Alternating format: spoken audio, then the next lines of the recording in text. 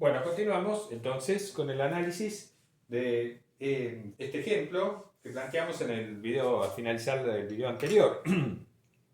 Nos preguntábamos si el conjunto S, formado por todos los polinomios de grado 3, es o no es un subespacio vectorial de B. Bueno, la respuesta es inmediata desde el punto de vista, uno apela a la primera condición. La primera condición ya no se cumple, porque el vector nulo de este espacio vectorial es el polinomio nulo. Bueno, ese ya desde ya no tiene grado. Entonces ya está, no pertenece, la primera condición no la cumple. El polinomio nulo no está en S. Podríamos preguntarnos qué pasa con las otras condiciones, aunque ya no es necesario desde el punto de vista de si uno le interesa responder la pregunta de si eso no es un subespacio, ya está. Con que una de las tres condiciones no se cumpla, ya no es un subespacio.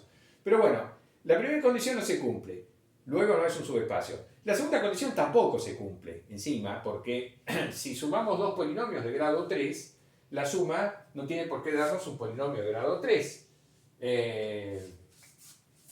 Si sumamos, no sé, 2x cubo menos x más 1, este es un polinomio de grado 3. Bueno, si a este polinomio le sumo el polinomio menos 2x cubo más x cuadrado, ¿qué obtenemos? Obtenemos el polinomio x cuadrado menos x más 1. Obviamente no tiene grado 3. Así que estamos sumando un polinomio de grado 3, no da un polinomio que ya tiene grado 2.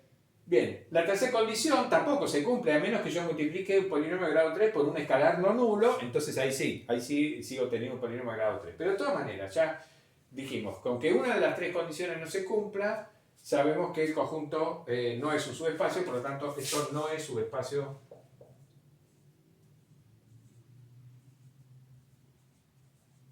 No es subespacio.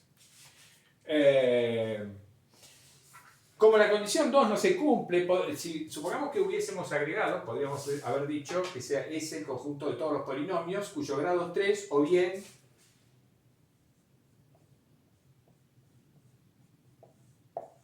supongamos que hubiéramos incluido esa condición, es decir, ampliado el conjunto S agregándole el polinomio nulo. Bueno, tampoco sería un subespacio, porque ya vimos que la condición 2 no se cumple. Se cumpliría la condición 1 y también se cumpliría la condición 3, pero la condición 2 no se cumple, por lo tanto tampoco sigue no siendo un subespacio.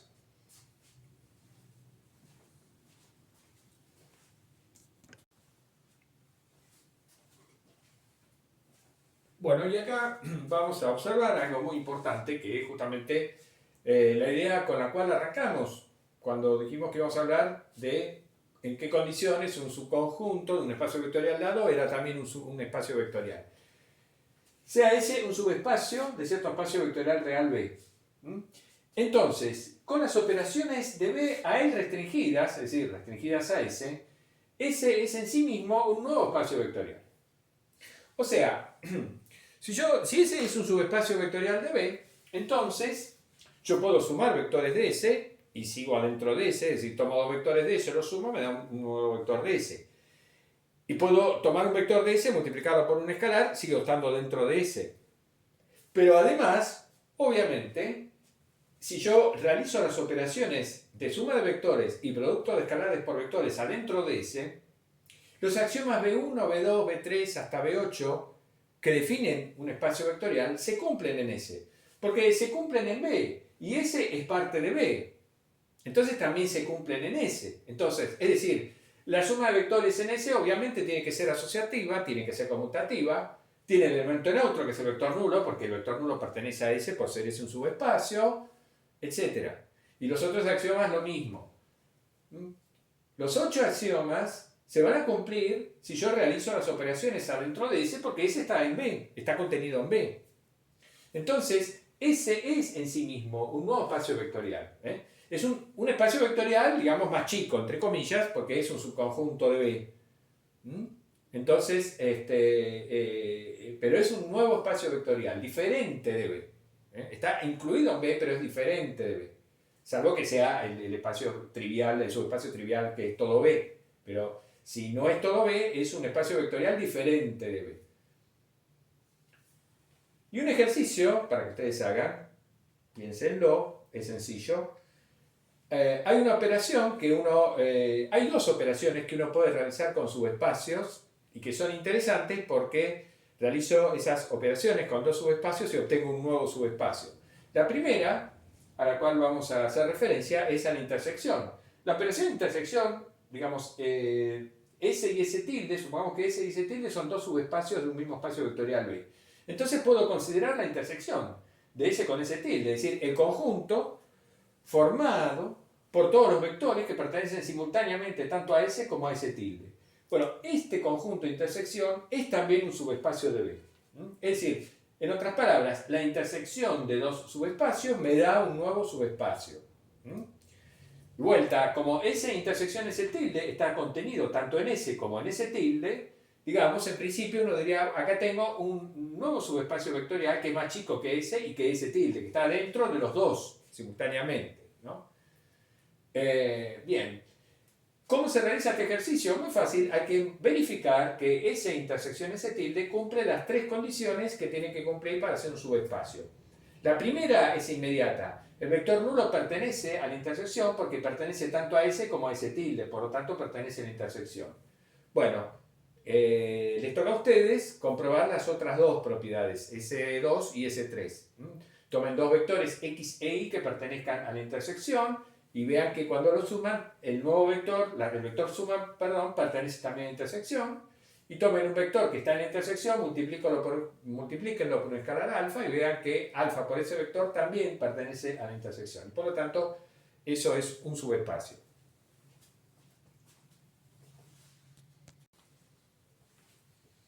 Bueno, acá vamos a recordar la definición de un concepto que ustedes conocen, que es el de combinación lineal de un conjunto finito de vectores.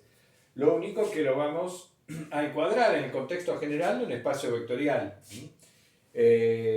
Entonces, sean B1, B2, Bn, vectores en B. La letra B, corta mayúscula, siempre va a indicar un espacio vectorial real o un R espacio vectorial, siempre. Salvo que digamos otra cosa. Entonces, si tenemos un conjunto de n vectores, un espacio vectorial real, llamaremos combinación lineal, lo vamos a abreviar CL, de esos vectores, B1, B2, Bn, a todo vector que se escriba de esta manera, digamos, que se pueda escribir como un escalar por B1 más un escalar por B2 más un escalar por Bn. Todo vector que se pueda escribir de esta manera es lo que se llama una combinación lineal de los vectores B1, B2, Bn. En forma abreviada, usando el símbolo de sumatoria, bien, esto es una combinación lineal de los vectores B1, B2, Bn. Los escalares alfa j, alfa 1, alfa 2, alfa n son números reales cualesquiera, ¿no? Para cualquier elección que yo tome de los escalares alfa 1, alfa n, bueno, esto es siempre una combinación lineal de los vectores B1, B2, Bn. Indicaremos de esta manera, L cursiva mayúscula, B1, B2, Bn, al conjunto de todas las posibles combinaciones lineales de los vectores B1, B2, Bn. Es decir, L de B1, L, B1, B2, Bn, representa a todos los vectores de esta forma, con escalares alfa j cualesquiera. Bien, por ejemplo, si tomamos un solo vector, bueno, entonces el L de B, el L de un solo vector B, son todas las posibles combinaciones lineales de este único vector. Bueno, todas las posibles combinaciones lineales de un único vector son todos los vectores que son, digamos, que se escribe como un escalar por ese vector. Es decir, son todos los múltiplos escalares de este vector. Esto sería, digamos, en un lenguaje geométrico sería como la recta generada por el vector B, ¿no? Si estamos en R2 o en R3, es obvio, ¿no? Si ves un vector no nulo, entonces todos los vectores de esta forma son todos los vectores paralelos a B, bueno, es la recta que pasa por el origen generada por el vector B. Si tengo dos vectores, B y W, entonces el conjunto de todas las combinaciones lineales de ellos son todos los vectores de esta forma, con alfa y beta, escalares reales cualesquiera. Entonces, en R2, en R3, perdón, esto puede ser un plano, salvo que los vectores B y W sean paralelos. En ese caso no me va a dar una recta, pero si no son paralelos, esto me da un plano que pasa por el origen. Bueno, si el vector B es el vector nulo, obviamente el conjunto de todas las posibles combinaciones lineales del vector nulo, pues me da el vector nulo, por razones obvias, ¿no? Bueno, una denominación que por ahí es conveniente, digamos, es cómodo usarla a veces o no, qué sé yo, no es algo, digamos, lo que todos estén de acuerdo, digamos, que todos usen. A este conjunto se lo llama a veces la cápsula lineal de los vectores B1, Bn. Es decir, la cápsula lineal de un conjunto de vectores son todas las posibles combinaciones lineales de esos vectores.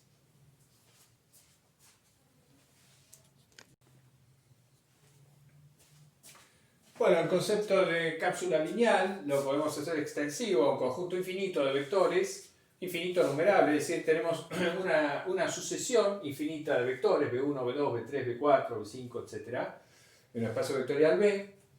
Entonces, la cápsula lineal de este conjunto G, L de G, son todas las posibles combinaciones lineales de cualquier subconjunto finito de G de vectores. Es decir, son todos los vectores que de esta forma, digamos, lo que estoy tomando acá es una combinación lineal de los primeros n vectores. Bueno, para cualquier n natural, ¿no es cierto?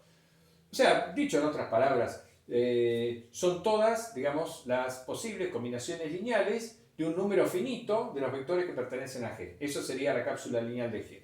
Es algo que poco vamos a usar, casi nada, digamos, ¿no? Y un ejercicio que les propongo que hagan, sencillo, pero importante, es el siguiente. Supongamos que S es un subespacio de B.